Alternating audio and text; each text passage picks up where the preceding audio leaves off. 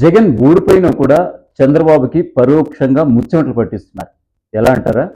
ఆయన అమలుపరిచినటువంటి కొన్ని సంక్షేమ పథకాలు అయితే ప్రస్తుత ప్రభుత్వం కొనసాగించాలి, లేదా ప్రస్తుతం దాటవేత ధోరణి ఏదైతే అవలంబిస్తుందో అన్ని పథకాలు కూడా ఇదే వర్తిస్తుందా అని అంటే గనక ముందు ముందు ఎలా ఉంటుందో కూడా చెప్పలేం. ఎందుకంటే వాలంటీర్ వ్యవస్థ ఏమైపోయిందో మనం చూసాం. అలాగే దళితులకు సంబంధించి 200 యూనిట్ల రాయితీ కూడా రద్దు చేసినటువంటి పరిస్థితి కూడా కనిపించింది.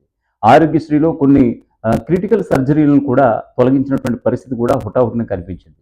మరొక వైపు తల్లికి వందనం కావచ్చు, గ్యాస్ సిలిండర్ల విషయంలో కావచ్చు, చంద్రబాబు యూటర్న్ తీసుకున్న విధానం చూస్తే కనుక నిజంగా చంద్రబాబు సంక్షేమ పథకాలు అమలు చేయడంలో ఆయన ఫెయిల్యూర్ అనే మాటని మూటగట్టుకుంటున్నారు. దీనికి పరోక్షంగా జగన్ విజయంగా అందరూ చెప్తున్నటువంటి పరిస్థితి.